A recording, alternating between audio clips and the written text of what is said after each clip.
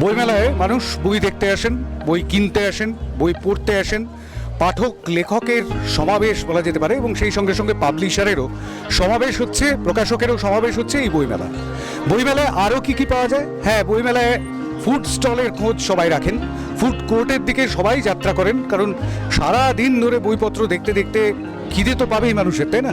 তো পেট পুজো একটুখানি করতে হয়, তাই ফুড স্টলের দিকে যান। কিন্তু ফুড স্টলের দিকে যাওয়ার পথে শব্দযানের যে স্টলটি তার ঠিক পাশে একজনকে দেখে হঠাৎ করে থমকে গেল আমাদের ক্যামেরা।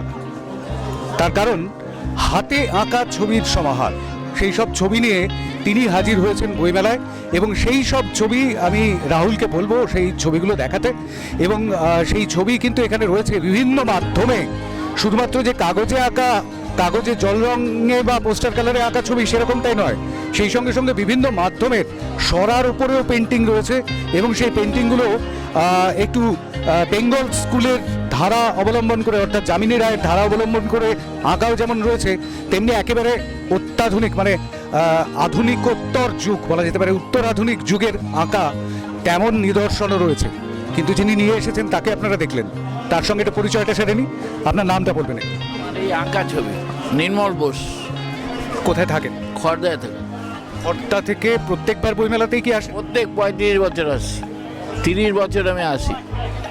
কেন বইমেলায় আসার তাগিদটা কেন অনুভব? অক্সিজেন পাই, আর কিছু না। অক্সিজেন পাই, কিছু রোজগারও হয়, তবে রোজগারের থেকে আমার বইমেলাটাই আমার ট্যুর, আর কিছু না। মানুষজন আসছেন, দেখছেন আপনারা? হ্যাঁ হ্যাঁ হ্যাঁ, আঁকা বিক্রিও হয়, আমার কিছু কাস্টমারও আছে, আমার এখান থেকে লিঙ্ক তৈরি হয়।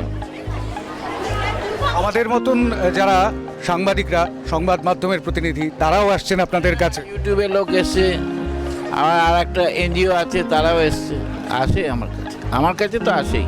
মানুষ এমনিতে মানে কি ধরনের আঁকা বেশি পছন্দ করেন বলে আপনার মনে হয়? দেয়ালে যেটা ভাল লাগবে সেটাই মনে, ওই রং টং দেখেই নেয়।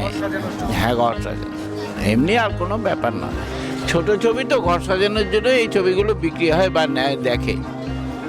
47 বছর ধরে, 48 বছর ধরে বইমেলা চলছে, মাঝে একটা বছর হয়নি।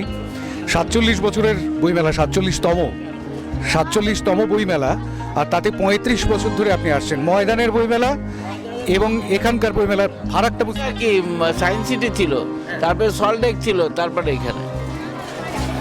ফারাকটা কিরকম দেখছেন? ফারাক তো আছে। এখন তো মোবাইল অ্যান্ড্রয়েডের যুগ, তো এখন ইন্টারনেটের যুগ। এখন ছবি কেনে না, এখন ছবি প্রিন্ট করে ঘরের মধ্যে সাজায়। আর যারা একটু পুরনো লোক, যারা আঁকাবুকি পছন্দ করে, আঁকা ছবিই নেয়, তারা প্রিন্টটা লাগায়। এই সেরকম মানুষজন আসছেন? হ্যাঁ, ও আছে, ও থাকবে, চিরজীবন থাকবে। এত বছর ধরে, মানে 3.5 দশক হয়ে গিয়েছে, এতগুলো বছর ধরে টানা আসছেন বইমেলায়, বইয়ের টানে, অক্সিজেনের টানে, মেলার টানে, এবং অবশ্যই সঙ্গে রয়েছে রোজগারটাও। শুধুমাত্র শিল্প সৃষ্টি করে তো পেট পড়তে হয় না। হ্যাঁ, ঠিক, পেট চলবে না, কাগজও কেনা যাবে না, রঙও কেনা যাবে না। তার মধ্যে কিছু কিছু কিছু আর্নিং হলে কি হয়, সেটা দিয়ে আমরা ওইটা করি, আমি বিশেষভাবে করি। তারপরে তো সংসার আছে, সেগুলোকে বাদ দিয়ে আমাকে এই ছবির মধ্যেই আমি থাকি। ছবির মধ্যেই থাকেন, আর সেই ছবির মানুষ নির্মলবাবু, তার কাছ থেকে শুনছিলাম তার অভিজ্ঞতার কথা, এই 35 বছরের অভিজ্ঞতার কথা। সেই ময়দানের বইমেলা থেকে তারপরে মিলন মেলা, অর্থাৎ সায়েন্স সিটি, তারপরে সল্টলেক, তারপরে এখানে আমরা এসে হাজির হয়েছি এখন বইমেলা প্রাঙ্গণে, যেখানে আমি অবশ্যই আশা করব যে নির্মলবাবু হাসি মুখে বইমেলার শেষে বাড়ি ফিরতে পারবেন, এবং আবার পরের বছর আসবেন। নিশ্চয়ই আসবেন পরের বছর? নিশ্চয়ই আসবো, ঠাকুর সুস্থ লাগলে আমি আসবোই। আর পরের বছর আবার আসবেন বলেছেন, সুতরাং আবার আমরা নির্মলবাবুর আঁকার সাক্ষী হতে পারবো সামনের বারের 48তম বইমেলায়।